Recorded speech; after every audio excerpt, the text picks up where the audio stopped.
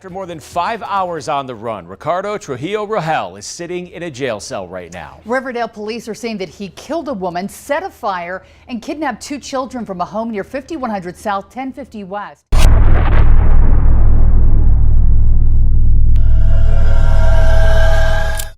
What was supposed to be a normal Monday for the authorities in Riverdale turned into a catastrophe as they are pushed headfirst into an attempted arson, murder, and a kidnapping, all done by the same person. To most people, it was a normal day in Salt Lake City. But what started out as a normal day for a woman heading to the bank to tie up some loose ends as she was planning on leaving her current home, along with her partner and kids, takes a horrible turn.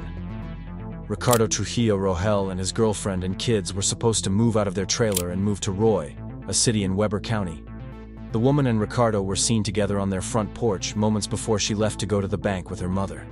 Her mother later told the police that they were at the bank until around 12 p.m., and that her daughter left because Ricardo called her and told her to come home. Her mother didn't suspect anything as she parted ways with her daughter. Little did she know that that would be the last time she ever sees her daughter alive and well. At around 2:45 p.m., officers were dispatched to Riverdale Manufactured Home Community because of a fire in one of the trailers parked.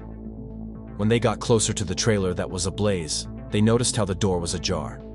They called out to check if there was anyone inside but heard nothing. One of the responding officers noticed a woman lying on the ground near the door and pulled her out to the porch. This woman was Ricardo's girlfriend.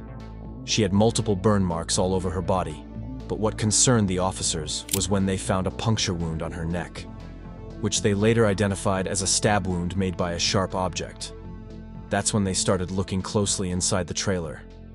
They found a pair of blue jeans with blood splatter on them and a gas tank. They identified that the fire was caused due to an accelerant and found a gas tank inside the trailer. This meant that this wasn't an accident. The woman was pronounced dead at the scene. The police claimed it was homicide.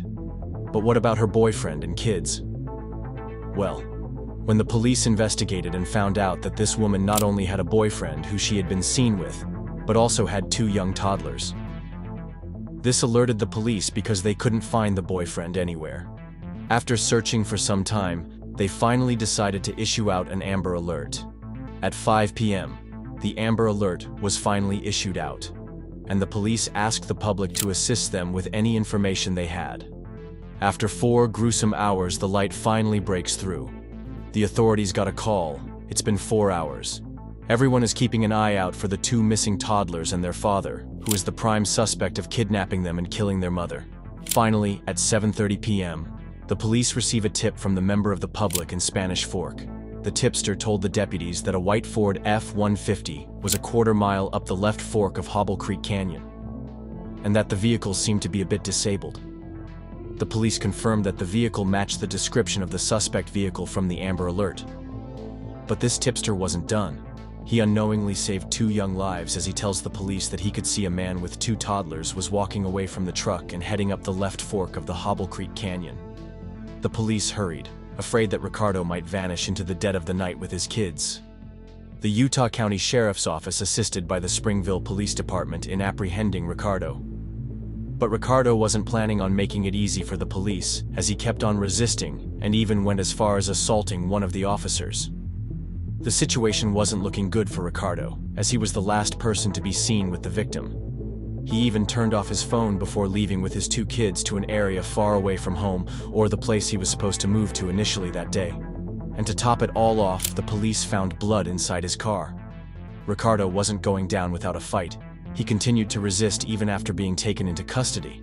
He wouldn't speak or do anything the police advised him to. He kept trying to break away and flee. Ricardo was not cooperative with CSI and was a blood technician, even though he was served with warrants. Ricardo's bizarre behavior indicated to the authorities as a person trying to get away and destroy any evidence the accused thinks might have. But this wasn't the first time Ricardo was taken into custody. Back in 2021, Trujillo faced 3rd-degree felony charges of aggravated assault and even aggravated kidnapping. The young woman in this case later told the police that she was asleep in their home and out of nowhere couldn't breathe. She said, "I woke up to him strangling me." Trujillo had gone crazy thinking that his girlfriend was cheating on him and decided to take matters into his own hands. She told the police, He started to accuse me of being unfaithful as he squeezed my neck. I couldn't breathe. But according to court documents, he didn't stop there. Blinded by rage, Trujillo then punched the victim in the nose, making it a bloody mess. He refused to leave the bedroom and threw her phone, causing her only way of communicating with the cops to shatter into pieces as she tried to save herself. Thinking fast, the woman begged Trujillo to let her use the restroom, which she used to escape and get the help she needed. Police were called, and when questioned, Trujillo admitted to punching her in the face during the incident. In September of 2021, Trujillo was sentenced to 180 days of jail only for assault, a Class A misdemeanor. All other charges were dismissed with prejudice. This shows another glaring red flag about Trujillo, apart from his uncontrollable anger, but he is also extremely violent. Kimmy Wolf with Utah's Domestic Violence Coalition stated that if you want to strangle someone, you are possibly looking them in the eye, you are seeing them gasp for breath, and you are continuing this behavior. This level of violent intimacy is such a strong indicator of future harm and possible lethality. The court document further stated that the jail time was suspended, and Trujillo would be placed on probation instead. He was prohibited from contacting the women but was allowed to attend the birth of his child. The birth of his child did nothing to change Trujillo's demon-like behavior, as he kept getting himself into trouble. In January, Trujillo was once again booked on a domestic violence charge, but this time he took it a step too far. Because this time it was in front of his kids. Unable to enter through the front door, Trujillo broke through his ex-girlfriend's window and entered the house.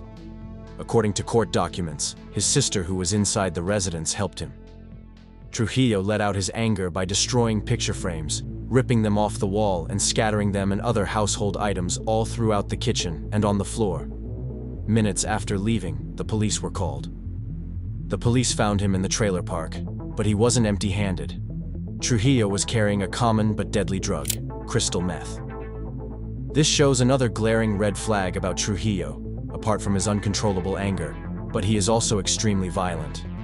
Kimmy Wolf with Utah's Domestic Violence Coalition stated that if you want to strangle someone, you are possibly looking them in the eye, you are seeing them gasp for breath, and you are continuing this behavior. This level of violent intimacy is such a strong indicator of future harm and possible lethality.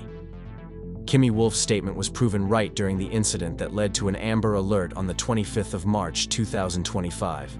Ricardo Trujillo was booked into Weber County Jail on suspicion of aggravated murder and aggravated arson, and is waiting for a court date. The children were placed with family and are reported to be safe. The victim's identity has not been confirmed as the victim of Trujillo's abused pregnant girlfriend case back in 2021, and her identity hasn't been released either. We will get more additional information about the case from authorities in Utah County soon. So stick around to being the first to know about the latest news about Trujillo's case.